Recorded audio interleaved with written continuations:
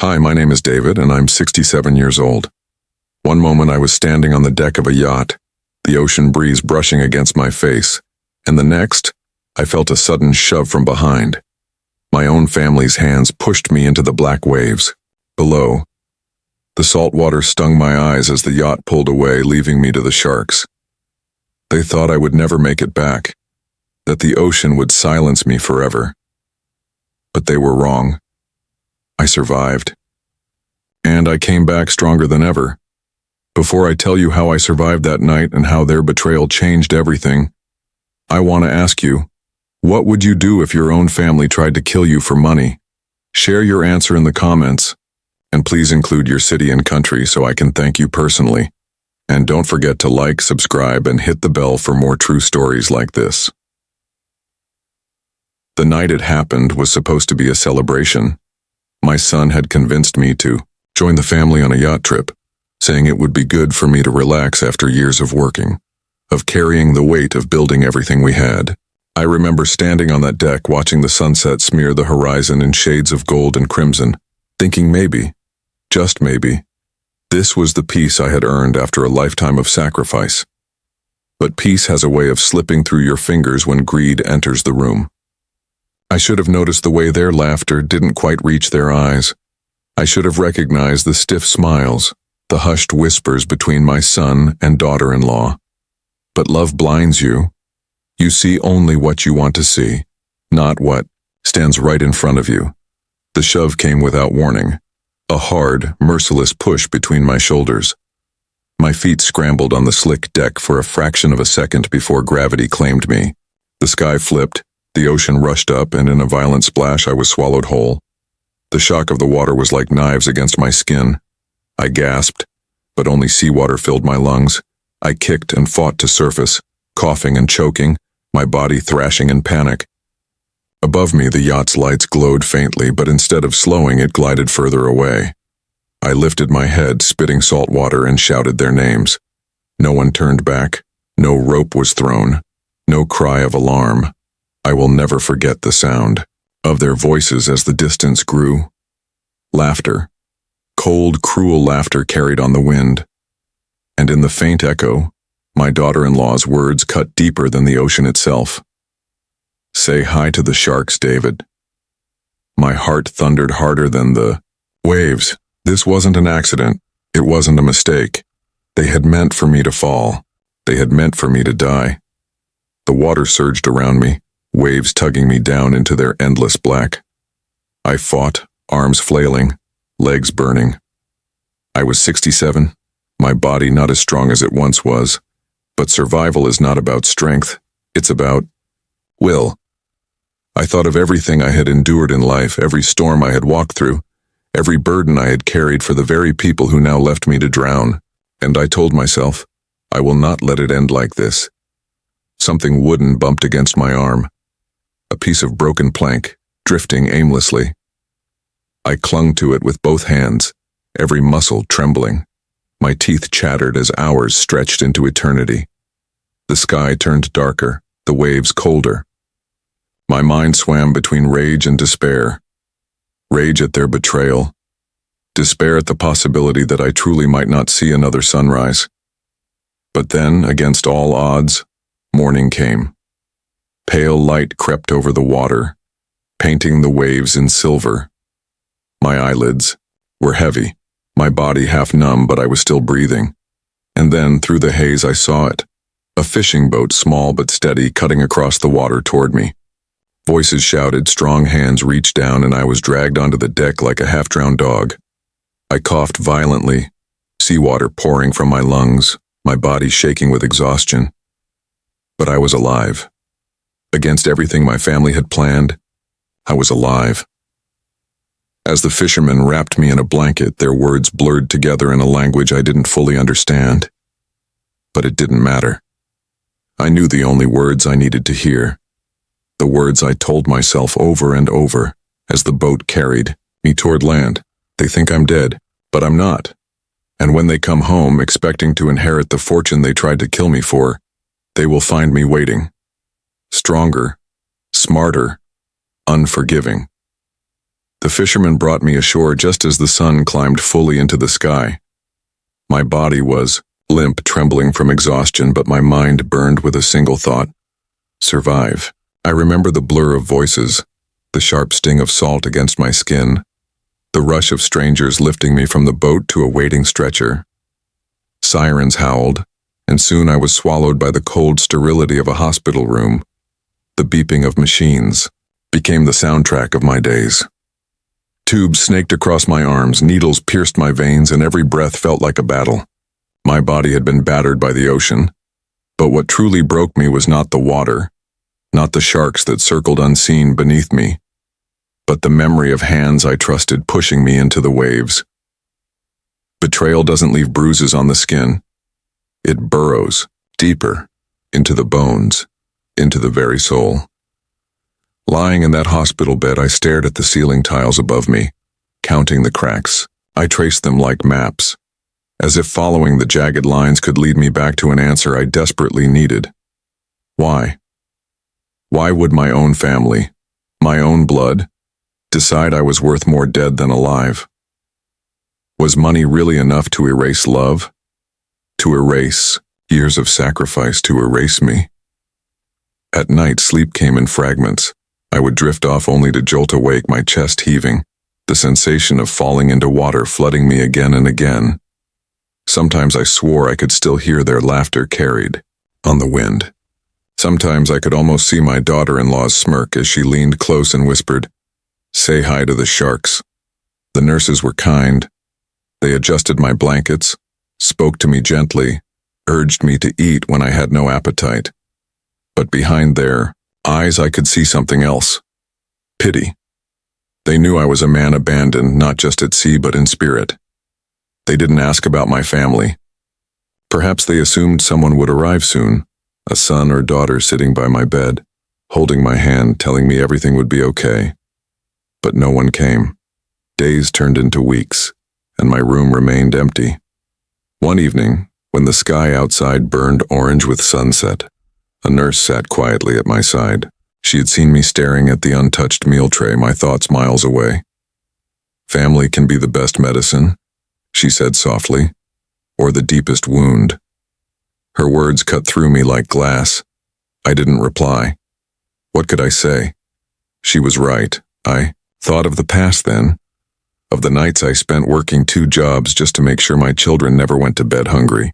I remembered running through storms to bring medicine when fevers raged, selling my watch to pay for tuition, missing my own dreams so they could chase theirs. I had done it gladly, never once asking for anything in return. That's what family was supposed to mean: sacrifice without tally, love without question. And yet here I was, alone, betrayed, left to rot in a hospital bed while they counted my fortune, convinced the ocean had swallowed me forever. The weight of it pressed on me, heavier than the damp sheets, heavier than the stitches holding me together. For the first time in my life, I wondered if maybe I truly was nothing more than a burden now. Maybe in their eyes my usefulness had expired. But then something inside me shifted. I remembered the moment in the ocean when I told myself I would not let it end like this. That voice returned, louder, clearer. No, I would not be reduced to a broken man, pitied by nurses and forgotten by family. They had taken my trust, but they would not take my dignity. One night, as rain tapped against the hospital window, I pulled the small shoebox from the cabinet beside my bed.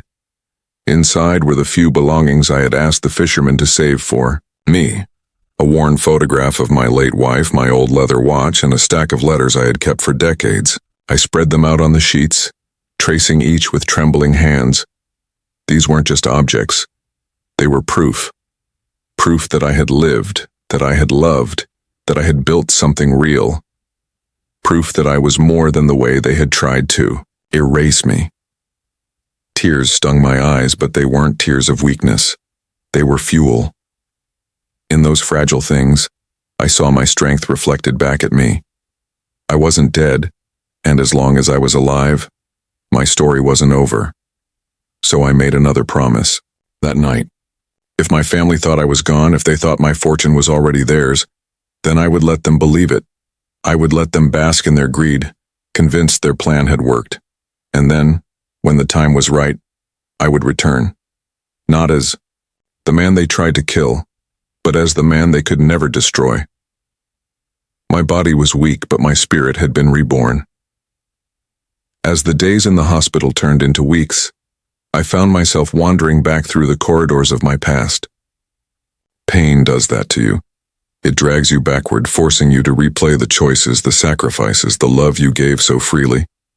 And the more I remembered, the more unbearable their betrayal became. I was never born into wealth. Everything I had, every cent in my account came from sweat, grit, and sacrifice. In my 20s, I worked double shifts at the factory by day and fixed cars at night just to keep food on the table. I would come home with grease under my nails, my back aching, and my wife would press a hot meal into my hands, whispering that one day all of this would be worth it, for our children. I remember the winters most of all. Bitter cold that crept through the cracks in our thin walls. My son used to shiver under the covers, coughing into the night, and I would pace the floorboards, praying for a way to afford the medicine. More than once I walked for miles through snow to find a pharmacy that would let me pay later. I can still see the pharmacist's skeptical look as I begged, promising to bring the money by the end of the week. I always kept my word. Then there were the birthdays, small celebrations in a cramped kitchen with a single cake I could barely afford. But I made sure there was always one gift wrapped neatly, even if it meant pawning something of my own. The sparkle in their eyes was worth more than any possession. When my children grew older, education became the battlefield. Tuition fees were monsters I wrestled with every season. Once I sold my only watch, a gift from my father on my wedding day, just so my son could buy the textbooks he needed. I told him it was no big deal, that the watch had stopped working anyway. That was a lie. The watch worked fine. But I couldn't let him know the cost of his dreams was etched in the veins of my sacrifice. My wife and I often skipped meals so our children could eat. She would smile and say she wasn't hungry, but I knew better. Hunger is something you feel in your bones, and I felt it too. Yet neither of us complained, because watching them thrive was all the nourishment we needed. Years passed, and slowly the sacrifices began to bear fruit. The business I built from the ground up started to grow. Long nights at the desk, countless failures, and relentless persistence finally paid off. The small repair shop turned into a company. The company turned into a legacy. And with each step, I told myself, this is for them, for my children, for their future. I bought them a bigger house so they could have rooms of their own. I made sure they never wore secondhand clothes again. I sent them to good schools, gave them vacations, let them taste the life I had only dreamed of when I was young. Everything I earned, I poured into their hands, believing that love, when given selflessly, would always return home. And yet here I was, lying in a hospital bed, remembering the moment those same hands shoved me into the sea. The same son I had carried on my shoulders when his legs were too tired to walk, now turned his back as I sank beneath the waves. The same daughter-in-law whose wedding I had funded, whose smile I once thought genuine, now whispered my death sentence into the night. The memories became a cruel theater in my mind. I could still see my children running through the yard barefoot, their laughter filling the air. I could still hear my wife's voice calling them in for dinner. I had built all of that from nothing, brick by brick, sacrifice by sacrifice, and now those I had lifted highest wanted nothing more than to see me buried beneath the ocean. At times, the grief nearly consumed me. I asked myself if I had been a fool. Had I given too much? Had I taught them that sacrifice was weakness instead of strength? But then I realized no, love is never wasted. Generosity is never foolish. The flaw was not in me, but in the greed that had poisoned them, and that thought steadied me. Because if I had built a fortune from nothing once before, I could build strength from the ashes of betrayal now. If I had survived hunger, cold, and endless nights of labor, I could survive this too. The flashbacks didn't just remind me of what I had lost. They reminded me of who I truly was. Not a victim. Not a forgotten man rotting in a hospital. I was David. I was the man who had carried a family on his shoulders for decades, and I would rise again. I clenched the photo of my late wife, pressing it against my chest. She had believed in me when no one else did. She had seen the man I could be long before I had proven myself. And as I stared at her smile frozen in time, I made a silent vow. I will not let them win. For you, for me, for the life we built, I will come back stronger than ever. Recovery gave me too much time to think. My body healed slowly, but my mind refused to rest. Lying in that sterile room, I replayed the shove on the yacht again and again, the cruelty of it, the laughter carried on the wind. Each detail sharpened until it became unbearable. But what gnawed at me most was the question of how deep their betrayal went. Was it just desperation in a single moment? Or had they planned this carefully? My instincts told me the latter, and soon whispers of the truth reached my ears. It began with a phone call I wasn't supposed to overhear. A nurse, thinking I was asleep, stepped quietly into the room to adjust my IV. Her phone rang in her pocket and she spoke quickly in hushed tones. But she didn't know I was listening. I caught the words, "Family thinks he's gone, already, dividing the estate." My blood ran cold, so they were certain I was dead. They had already begun circling my fortune like vultures, carving up what they thought belonged to them. Everything I had worked for, reduced to numbers on a paper. The next clue came from the newspapers stacked at the reception desk. I shuffled slowly to pick one up, my body weak but determined. The headline made my chest tighten. Businessman presumed dead in yacht accident. Family to inherit estate. There it was, in black and white. My death had already been written into history. And the faces smiling in the photo beneath the headline, my son, my daughter-in-law, and a few others from my so-called family, looked anything but grieving. Their smiles were polished for the cameras, their sorrow rehearsed. I traced the lines of their faces with my finger, a bitter taste in my mouth. They hadn't just pushed me into the ocean. They had written me off the map of existence. And the world believed them.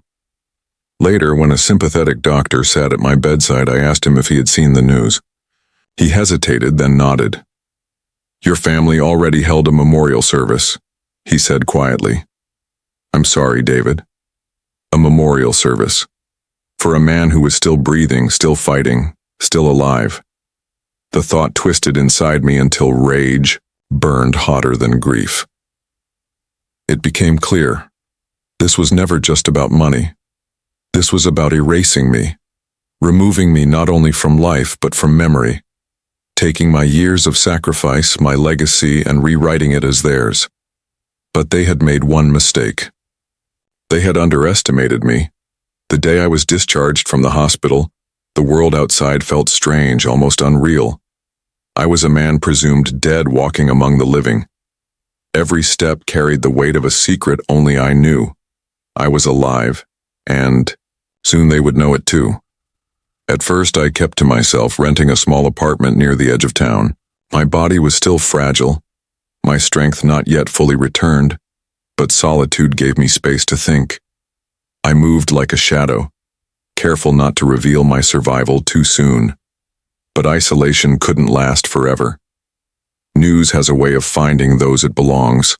So one morning, while sipping weak tea in my small kitchen, I turned on the old radio I had bought secondhand.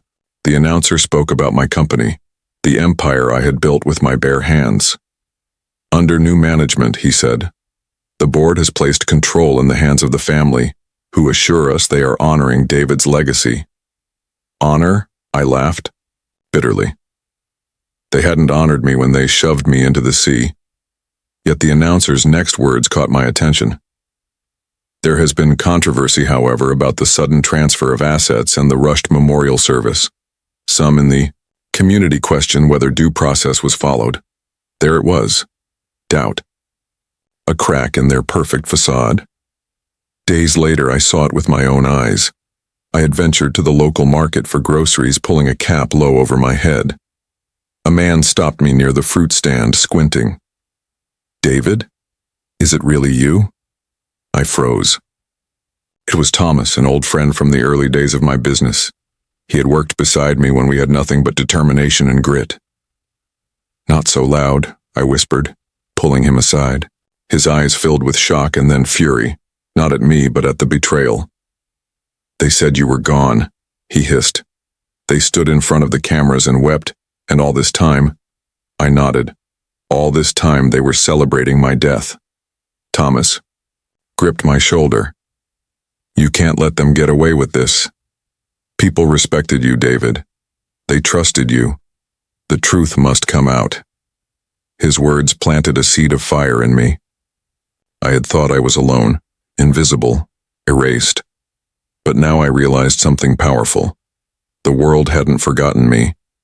Not everyone believed the lies. There were still people out there who knew who I really was, and who would stand beside me when the time came. The more I moved quietly among the city, the more I saw it. Neighbors who once knew me gave double takes, whispering in disbelief. Old partners recognized my walk, my voice, my stubborn eyes. A ripple was spreading, small but undeniable. The dead man was alive, and in that ripple I found my strength. I was not a ghost. I was not a victim. I was David, and I was coming back, not only for justice but for redemption. Rumors are like sparks in dry grass. Once they catch, they spread faster than anyone can contain them. At first, I was nothing more than a ghost sighting, a whisper, exchanged in markets and alleyways. I saw him. David. He's alive. Most dismissed it as nonsense. But soon, too many voices echoed the same truth, and my family heard those whispers. I didn't have to see them to know the panic it caused. The newspapers hinted at their unease. Unconfirmed reports challenged businessman's death. Photographers began hounding my son and daughter-in-law, their faces plastered across. Magazines told the story without words. The tightness in their smiles, the shadows under their eyes, the way their hands clutched each other not in love, but in fear. They had built their new empire on the foundation of my death. If I was alive, everything crumbled. One evening, as I walked the quieter streets, a car slowed beside me. The tinted window rolled down just enough to reveal my son's face, pale, sweating. His voice trembled. "Dad, is it really you?" For a moment I said nothing. I simply looked at him, letting the silence stretch. His eyes darted nervously, searching mine for forgiveness, for escape. Finally, I stepped closer, leaning in so only he could hear. "You pushed me into the ocean," I whispered. "Now you're drowning in your own lies." Before he could reply, I turned and walked away. The car door opened, then slammed shut again. He didn't follow. From that night on, their fear became visible. They hired guards to follow them. They canceled public appearances. My daughter-in-law stopped showing her face at charity events she once flaunted.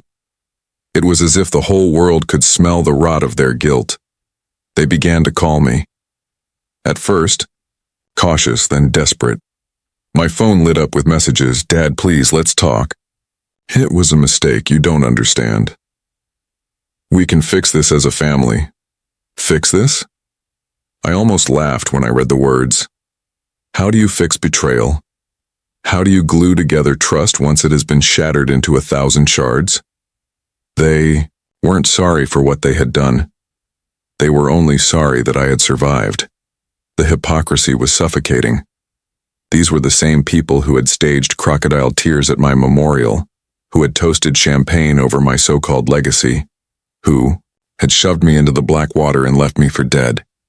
And now they wanted to pretend we could sit at the same table again? No, that door was closed forever.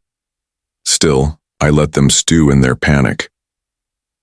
I answered none of their calls, gave no confirmation to the press.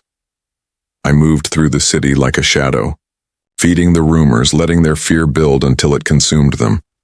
Because I knew, the more they panicked, the more careless they would become. And soon, the time for silence would end. The confrontation came sooner than I expected. It was a rainy afternoon when I walked into the grand hall of the company headquarters, the very empire I had built with my bare hands. The security guards stared, frozen as though they had seen a ghost. One of them muttered my name under his breath, his voice trembling.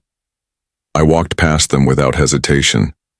Inside, my son and daughter-in-law sat at the long, polished table, papers spread before them. When they looked up and saw me standing in the doorway, their faces drained of color. For a long moment, no one moved. The only sound was the rain beating against the tall windows. Finally, my son stumbled to his feet. "Dad, it can't be. We thought..." His voice cracked. "You thought the ocean had buried me," I said calmly, stepping forward. "You thought the sharks had done what you didn't have the courage to finish. But I'm still here. And now you have to look me in the eye." My daughter-in-law clutched the armrest of her chair, her bravado gone.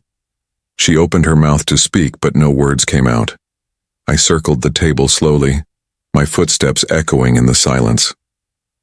"Do you remember that night?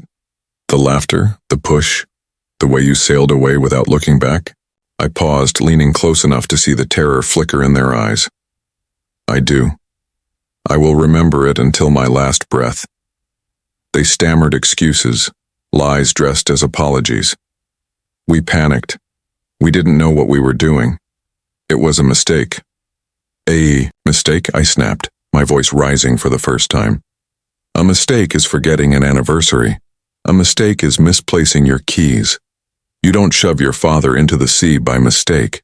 You don't plan my death, hold a memorial, divide my estate, and call it a mistake." The silence that followed was heavy. I could feel the weight of their fear pressing against the walls. "I gave you everything," I continued, quieter now, but sharper. "Every dollar, every sacrifice, every ounce of strength I had. I built this life for you, and you repaid me with betrayal." My son's shoulders sagged. My daughter-in-law's eyes darted around the room, searching for escape. But there was none. "You thought killing me would make you powerful," I said. "But all it did was strip away your masks. Now the world will see you for what you are. Greedy cowards who tried to erase the very man who gave you everything." I placed a folder on the table. Inside were documents, photos, and testimonies I had gathered quietly since my recovery. Proof of their plotting, their greed, their lies, their empire built on betrayal was about to collapse. "This," I said, tapping the folder, "is your reckoning. I don't need revenge. The truth will be revenge enough." They sat in silence, broken as I turned to leave. My steps were steady, my shoulders unbowed. For the first time in years, I felt lighter. I had come face to face with betrayal and walked away stronger. Stronger than the storm, stronger than the ocean, stronger than the family who tried to bury me. And though they still lived, their power over me was dead forever. When I walked out of that building, rain soaking my shoulders, I felt as though the weight of decades had finally lifted. The storm outside mirrored the storm that had raged within me for so long, but now it was quiet. Calm, I had faced them. I had looked betrayal in the eye and refused to flinch. People often think revenge is about violence, about striking back with the same cruelty you endured. But I learned something in those months of survival, in those nights lying alone in a hospital bed. The greatest revenge is to live, to rise, to stand stronger than those who tried to break you. My family expected me to drown, both in the ocean and in despair. Instead, I walked back into the world alive, with my dignity intact and the truth on my side. Word spread quickly after that confrontation.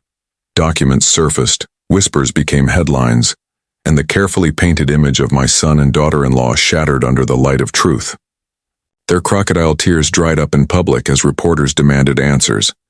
Neighbors who once envied them now shook their heads in disgust. They had not just tried to murder a man, they had tried to murder the very meaning of family. But I didn't need to watch them fall. Their collapse was not my celebration. My victory was simpler, deeper. I still had breath in my lungs, strength in my legs, and fire in my spirit.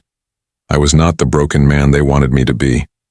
I was David, 67 years old, scarred but unshaken, betrayed but unbroken.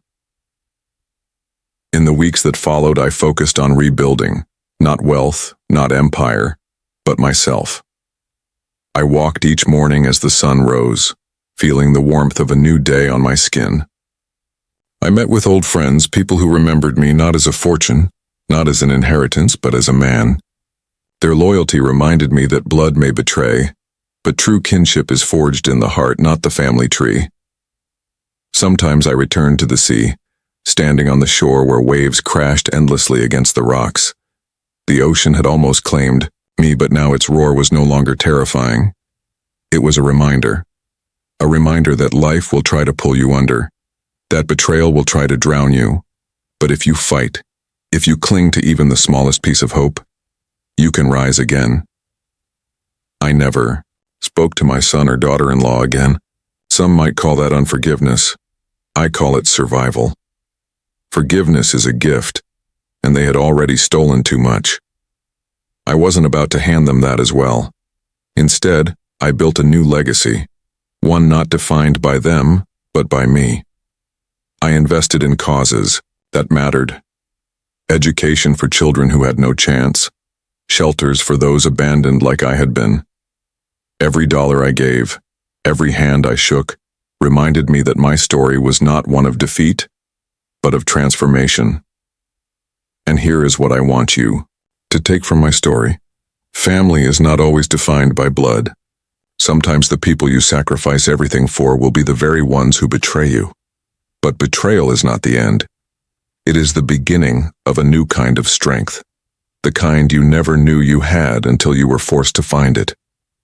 So if you are listening to my voice right now and you feel abandoned, betrayed, or forgotten, hear me.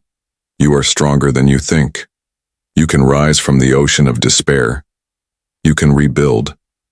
You can come back stronger than ever. Before I end, I want to ask you again, what would you do if your own family tried to kill you for money? Would you fight back or would you walk away? Share your thoughts in the comments and don't forget to write your city and country so I can thank you personally. And if my story touched you, please like, subscribe, and hit the bell for more true stories like this one, because my journey didn't end in betrayal, it began there. And now, as I stand here, a survivor of both the ocean and of family's darkest greed, I can tell you this. They thought they had buried me, but all they did was plant a seed, and that seed grew into a man they could never destroy. I am David. I was betrayed, but I rose again, and I came back stronger than ever.